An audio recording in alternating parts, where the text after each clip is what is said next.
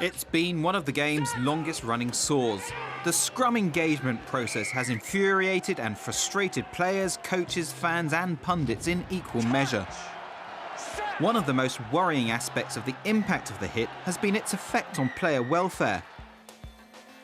After extensive research from the IRB-funded Scrum Forces project, a new engagement sequence was announced earlier this year: Crouch, Bind, Set, which has been found to reduce the impact at elite level by as much as 25%. But although player welfare is the driving force behind this change, it's hoped a more stable scrum will also allow referees to focus on other areas, in particular a straight feed from the scrum half. Last week, the international referees met at the French National Centre for Rugby in Paris to ensure consistency in approach to and application of the new law. The centre is a rugby coach's dream. Every possible aspect of elite preparation is catered for, from covered pitches to the famed $1 million scrum machine that hones technique. It also acts as the National Academy for promising youngsters. Wesley Fofana, one recent graduate. Former Scotland international John Jeffrey, who chairs the IRB Laws Committee, introduced the seminar for the referees, and this was followed by a practical session conducted by the former England hooker Brian Moore, one of the most stridently vocal critics of the current scrummage laws. He began with a 3v3 demonstration, South Africa's Craig Joubert and Jaco Paper propping with Ireland's John Lacey at hooker. Right, you strike it back now. Okay, good. Ireland's George Clancy was then summoned for a bit of one-on-one with the former Lion. Right, we'll do that again. We're both going to push now. Don't worry about it.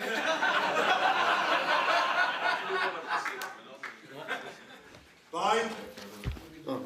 Set. Ready again.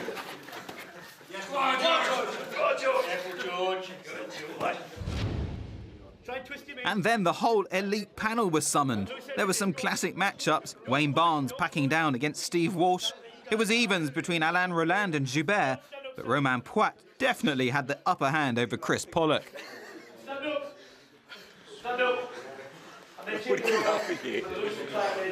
All very light-hearted, but with a serious point. The trial engagement sequence will be used in this week's Rugby Championship, and Joubert and Pollock will be in charge of the matches. What's good about it is all the guesswork around that massive engage that we had under the previous engagement procedures taken out, which then allows us as referees to look at other important things like the scrum feed. You know, we haven't refereed that well in the past. Our focus has been diverted with this massive big hit. With that taken out, we're now able to concentrate on things like scrum feeds and then actually refereeing that pushing contest, which then follows. So, you know, for a number of reasons, we're pretty positive about where we're going. There does appear to be a will to actually do this properly. The thing is, the referees know how it should be done properly, and it's up to them to do it consistently. If they do it consistently, and coaches and players can't adapt the techniques that are required, that's not the referee's fault. But they must be consistent. And then we can give the message to players and coaches, it's not the referee's fault or the lawmaker's fault that they can't do the techniques right. Go away and learn them. The referees have been told, as have coaches and players, the ball has to go down the middle. So what we will see for sure this time is less impact in the collision, hopefully more secure scrums, safe scrums, and definitely the ball will be put in down the middle. So we'll have a competitive scrum. Both teams will be able to push as soon as the ball comes in, so that's still there, it's still part of the process. Both teams will be allowed to hook for the ball, so it will be a proper contest, and it'll be back to scrums of old in that it's a contest for both teams.